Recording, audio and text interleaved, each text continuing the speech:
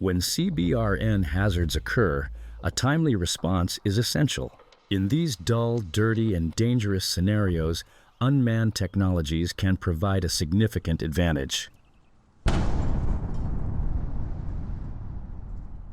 Human responders are not exposed to the immediate dangers of the risk area.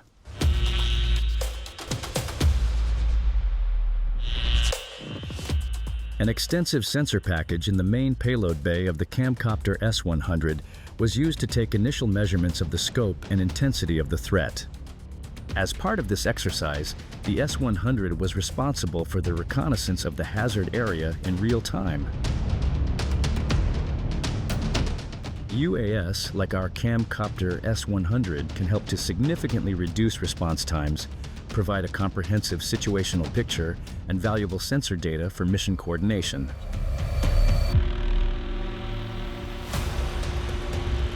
This is an impressive example of how to measure CBRN agents securely, efficiently, and without putting lives at risk.